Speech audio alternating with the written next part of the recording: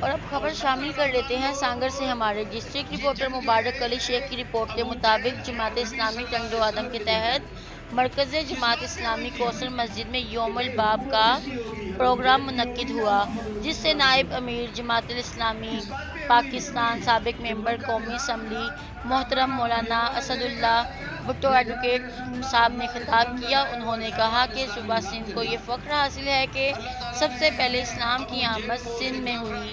اسلام کی نورانی کرنیں یہاں تک کہ برِ صغیر کے مختلف علاقوں میں پھیل گئیں، اس لیے صوبہ سندھ کو باب الاسلام کا نام دیا گیا ہے۔ اسلام سے پہلے سندھ پر راجہ داہر کی حکومت تھی جو عوام الناس پر ظلم کیا کرتا تھا۔ محمد بن قاسم نے اس ظالم اور جابر راجہ سے سندھ کو آزاد کروایا اور سندھ میں اسلام کی روشنی سے اندھیرے جھٹ گئے۔ محمد بن قاسم نے امیر غریب گورے کالے وڈیرے سب کو ایک ہی صف میں کھڑا کر دیا، جاہلانہ رسم و رواج کا خاتمہ کیا اور تمام انسانوں کی جان و مال کی حفاظت کی گئی۔